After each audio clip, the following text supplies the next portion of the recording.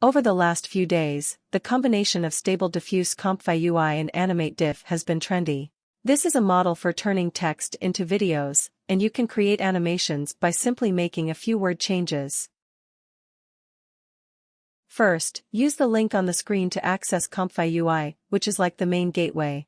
Then, in the software version section, click Change and choose Frontier Release instead of the default Current Release because only Frontier Release will automatically install all the necessary components for you.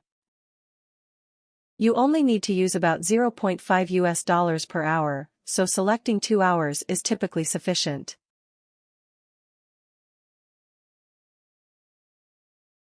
Once you're in, you'll see several boxes, but don't worry about those for now.